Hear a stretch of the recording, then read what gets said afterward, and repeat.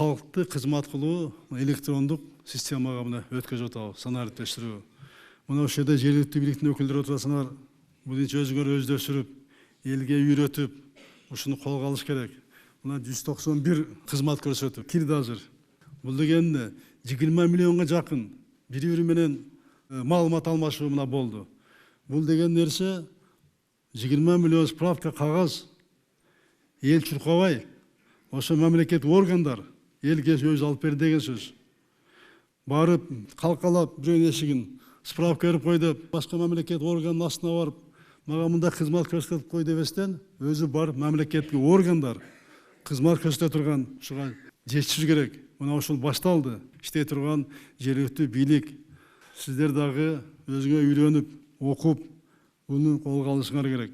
Санарип аймак, мына санариптик платформасын мына иштелип жатат азыр. Жакын арада бул система ар бир айыл өкмөтүнүн ишине кире баштайт.